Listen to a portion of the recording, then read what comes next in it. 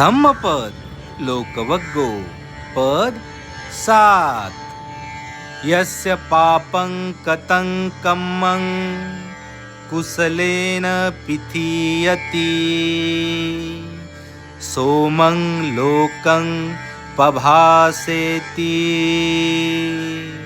अब्भा मुत्तो वचंदिमा।